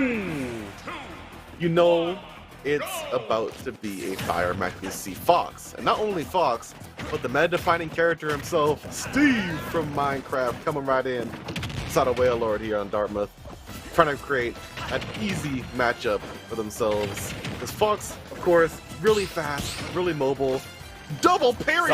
Parry, man. This is looking lit. This is looking like Evil Moment 37 right there with all these parries coming out. Fox. Let's go, Justin! Let's go, Justin! That's terrifying. I mean, I was going to talk about just how solid Steve is as a character, but I want to talk even more about the potential of Masher's fusion player here. I mean, this is something special. Having defense like that off the gate is not only a statement, but a true knowledge check of having that much experience in this kind of matchup. Look at Laser in that team defense. Oh my god, that was actually almost perfect timing from Wailord to get that DT detonation up, and oh, look at that, right into the shield, that up smash out of shield, and Wailord is gonna take that first stock. Something very interesting about Steve that we didn't neglect, because Fox is the fastest faller in the game. Steve is able to just jab lock from one side of the stage, Fox, and then to the other. And there's nothing they can do. I'd love to see that kind of cheesery. I mean, hey, there's nothing wrong with abusing the tools you are given. The game starts the character select, and clearly Wailord chose pretty well. Taking this lead right now. 70% is on the board already for Fusion. Let's try to make this comeback right now.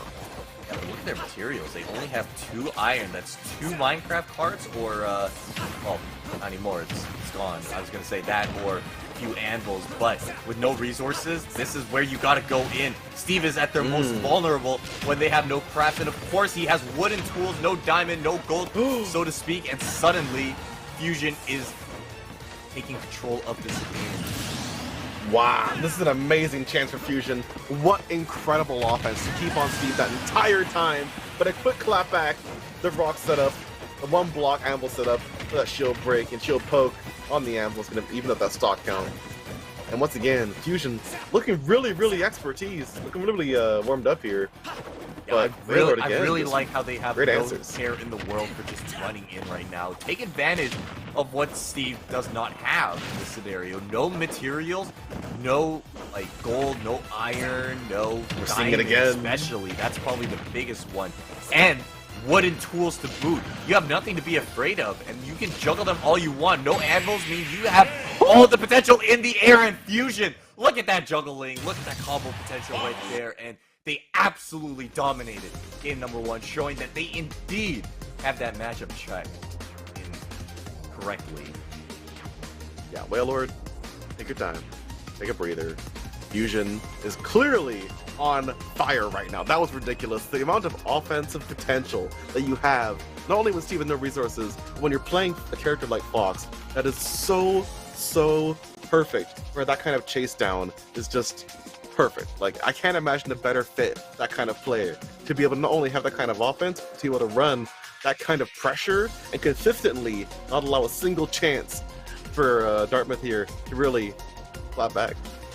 Well, as you or said, Mashers, the I'm sorry, are, Mashers. Yeah, the Mashers are indeed, they're indeed the underdogs, as you said, because the Dartmouth team have, you said runner-up, or they won? Looking back here, yeah, I do believe Swampscott, Mashers' team, was the runner-up.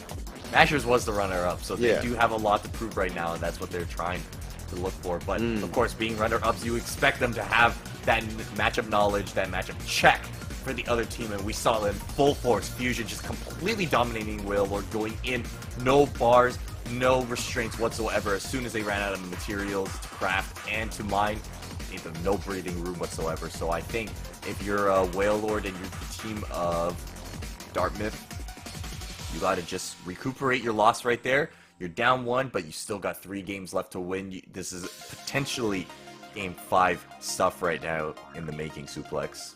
Yeah, I mean, for the MSAA Fall States Championships, this is looking insane. And there it is! The Pokemon trainer from Wailord. We called it. It's a reality now. You called it. Steve was looking good. But right now, there's a new answer on board. I think you gotta fight fire for fire here, or in this case, Swirl, you gotta put out the fire with the water. Steve just unfortunately could not work out. Fusion gave them absolutely no chance to get any crafting, any mining going, so instead of that, you know, they're like, alright, you know what, I'm gonna go from a slow character that just has to build up to what I want to, one that has immediately combo potential right out of the gate. Tip of the roll on there, but an even better catch with the up tilt. A taunt coming out from Fusion. They're feeling way too cocky right now. You know what? I like it. What's with a lot of Fox players, especially. You know what? I'm looking at Light. Light loves to taunt in a pro level scene. It doesn't matter. He's playing against other pros. He also taunts, and I think it's just to do that as, you know, to hype yourself up, man. You gotta really feel Fox, and that's what you're feeling right now. Look at that tech roll read in up smash Fusion. I mean, hey. Like, actually pumping yourself up with one thing with the taunt, but really getting your opponent's head with the taunts, that's even more important. I'm telling you, taunts are something that's genuinely a fundamental part of fighting games. If you don't use taunts properly, you're not playing the game to its optimal level. I'm telling you. You know what? What a recovery too. You might think things like that are disrespectful. I think there's a place in it for. I never said that. I never said that. Well, I know you're not they saying were that. I'm saying for very like powerful people. I'm saying for a lot of other people, they might consider taunting or something to be a little yeah. disrespectful, a little TL. But I definitely think there's places to do it because I think getting in the head of your opponent, getting yourself hyped up, is part of competition. You got to be able to feel like you can win. You got to make sure that your opponent feels like they're going to lose the match in whatever way they can. But looking at things right now, it's an even game. Fusion completely rushing down Wailord, though. Yeah, I mean, it's 1 up for the side of Mashers right now. If you're cheering for Dartmouth, make some noise, y'all. I'm telling you, right now, this Charizard's got some work to do. And that up beat's going to be real nice. It's going to take down that 1 stock, get them in the lead. Dartmouth is looking to be your next game winner. Hopefully get even up the scoreline, but keep an eye on that Charizard, yo. That tail, that little bit of fire, if they hit that sweet spot, like you saw earlier with that back air, it could be deadly. Oh, but it's, you know what's deadly? That up smash suplex. Yeah. Deadly for deadly combos and immediately getting to work right here. Look at that jab reset. Going to get some stage control off that Nair into those jabs. 56% right as soon as they got off the Angel platform. They had absolutely no time to breathe, and look at this scrap we're watching in this last set right now. Suplex, I'm loving what I'm seeing right now. What a catch as well. There's no way you're landing against Fusion. The floor is lava, yo. It's too hot on the stage there. Fusion, you're looking way too clean, bringing it 2-0 lead for the side of Mashers. Dartmouth, now's the time to have an answer. I know Of all course, of y'all Steve watching are wasn't getting it. hype. I know all of y'all watching right now are getting hype right now, because we sure as heck are suplex. We've seen some incredible gameplay. Of course, Fusion coming out on top both times so far. They are one game away from clinching the whole set for Mashers. But of course, Dartmouth is not going to go down without a fight. The Pokemon trainer did look pretty good right there. I might add suplex. I think if I were them, I would probably stick with them. It looked a lot more scrappy of a game 2 right there. Yeah, Pokemon Trainer is definitely an answer that seems to be working more or less well so far. I do want to see if there's any more characters in the roster potentially for the side of Dartmouth here, but when it comes down to it, Fusion, and that's looking like a boss character right now. Fox is looking unstoppable. You can't be in disadvantaged state. You can't be caught in the air with no jumps. If you're lacking and you're falling down and you don't have air dodge or a good recovery tool to really let yourself land properly, You gotta watch out, man. there's no way you're making it back down. I think the best thing about Fox is, yes, he is a fast faller, yes, he's super light, but I think Fox has one of the best, if not the best, empty hops in the game. The king of empty hops, the king of tomahawks, man. You see how fast this character falls? I think Fox just has that innate ability to be able to hop, land on the ground, and the opponent's like, alright, they're jumping, and then, but like, in the second, they're thinking, okay, Fox is jumping, they're right back on the ground, and like, you're already in that grab animation, you're already getting pummeled. He might not have a kill throw, but the amount of damage and the advantage that he's able to get off of those empty hops and tomahawks, those grabs, and then that juggle potential, that's what makes Fox such a threatening character in the entire Smash Ultimate roster. Yeah, I mean, it's terrifying to fight against Fox, yo. Not only does Fox have the speed, the coverage, the damage output, but it's death by 1,000 cuts, right? Not only is it going to be a matter of trying to escape the pressure, but trying to even up that percentage line of against Fox when you're getting hit by blaster all the time, getting tripped up by up tilts, up airs. It's just so hard to keep up with a character like that. So I wonder Like if even death by 1,000 cuts. These aren't just small cuts we're talking about. These aren't your average paper cuts. These are hard cuts. These are big gashes across. These are big gashes that you're taking, man. Fox is a hard hitter. Yeah, I mean, hey, you cannot walk away for free against Fusion. They're gonna make sure it hurts every single time. And while, yeah, like, Fox is, like, inherently a low damage but high combo potential character, clearly it's a high damage character in the hands of Fusion. Look at that wait right there. Just waiting for that Pokemon switch in the air. They allowed them to get an extension on their combos. Just wait. That back air, I believe they jump from ledge, so they don't have a jump. Wailord. Oh my god, look at that feedback. Look at this micro spacing coming from Fusion. Yeah, for the side of Mashers here, this is match point, but right now, you can tell that all the stops are being pulled out on the side of Fusion to close out this game. You cannot be lacking here. It's now or never. There's the forward smash getting ripped up against the shield of Fusion. Easy punch for the up smash there. First stock going down on the side of Dartmouth, and this is looking a little bit scary. Yeah, a little bit of a gift from Wailord coming out to Fusion because they DI'd in, but look at them clapping back immediately with that Vine Whip from Ivysaur. Pressure on the block here. Block it out. No, he's too big. Pokes through the shield. Nice little smash there to contest. Once again, just trying to even up the scoreline. Even things up back up front, even percent-wise. Of course, we also have even stocks coming out. Fusion trying to scrap the Charizard is actually staying out here a lot longer. Probably prefers a little bit more heavy hitting. That was so close. Yeah. Suplex. Just ripping that sledgehammer of a forward smash around. Really punishable, so you gotta be careful. But once again, if it hits, it's definitely worth it. They go for that upper once again. Fusion is trying to chase down as much as possible. Wailord stuck on this Charizard still, believing in the power of this dragon. Not 200% for Cross, it's still pretty light.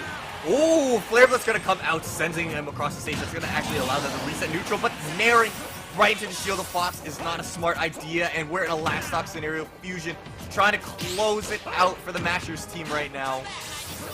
Yeah, it's looking real scary. Once again, if you're trying to let Dartmouth win, make some noise, give them the support, yo. It's their last chance, last stock to try and close out this game and get themselves on the board in this last set. Right now, Fusion's looking way too dominant, 91%. But once again, 91% against a character like this who's that slow, you have to get caught first, so it's not looking like it's going to be slowing down anytime soon. Yeah, oh my god, double parry on the double parry again! Let's go, Justin! Let's go! Woo! What a wake Let's not get ahead of ourselves. Let's not get ahead of ourselves. Suplex that up smash from Wailord is going to take that second stop. Oh, what? faith back the up smash and punishes one with his own fusion. 3-0 for the Mashers team. They take it 2-1. Absolutely incredible games here, yo. Like, I can't state enough how expert it was on the side of fusion to be able to have that kind of toolkit, that kind of skill set to not only lock on your opponent, but keep them pressured the entire time. Way too clean. Way too clean. On the side of Mashers, congratulations, I think it's always worth saying, like especially in a set like that, both players did a phenomenal job. Fusion might have come out on top 3-0 today, but I think those games were so close that we could have easily seen a Game 5 at the end of this day, Suplex. And you know what? I think I asked you this question earlier at the beginning of this broadcast. It was very early. It was, maybe I think chilling around 9:30 a.m. right now. You might have been a little bit tired. I don't think you could be tired after watching the incredible sets we've watched today, Suplex. You have to be wide awake right now. No, it's a good time, yo. I don't drink caffeine, but that's enough for me right there, I'm telling you. I do want to say again, this has been an incredible showing from the MSAA All-State Championships. I mean, I can't thank enough the players, the coaches, the production. Truly, thank you all in the crowd for cheering your hearts out. I know it's been a great time, but I do want to make one small point. No matter what, these matches have been really tight. 3-1, 3-0, 3-0, but these are but a small fraction of the games these players play. No matter what the scoreline is, it's but a sample, a tip of the iceberg of their skill sets. So above all else, give them a huge round of applause for how talented these players are. It's been a great time, yo. Well, I don't think wow, I don't know what else to say, Suplex. I feel like everything's done. We see some incredible matches once again. We want to thank the players, everyone working in the background. PlayVS, TGS, they've been with us the entire time. Of course, us on the mic, on the camera. You can't neglect to forget those people in the back. Suplex, where can we find you, man? What are your socials? Shout yourself out, man. Show some love to everyone. I'm not anybody special, but if you're trying to link up with me, catch up on my content, catch up on my commentary, I will be over on @SuplexPlus on Twitter, Twitch, YouTube, wherever you want to find me, I'm probably there. It's all about the same on every platform. So, I mean, hey, I'm happy to be here. MCC, it's been a treat with you, my man. Where can we find you, yo? It's been a treat. You know what? I don't really do too much. I actually don't commentate as much as you do. I definitely retired for commentary a lot more than you have, but I will always come back to watch things like this. You can always find me at Choud on this, both on Instagram and Twitter. In case you want to keep up with stuff I'm doing, I always do production. I do some commentary on the side as well, but I think there's nothing else to say. Suplex, we've seen some incredible games so far, but our time is up. We want to say congrats, of course, to the Mashers team. They did, in fact, win 2-1, and of course, congratulations to all the players who made it this far. But with that out of the way, GG's to everyone. Good games, amazing stuff from everyone, and I think that's all from us, Suplex. So we will see you next time with more gameplay.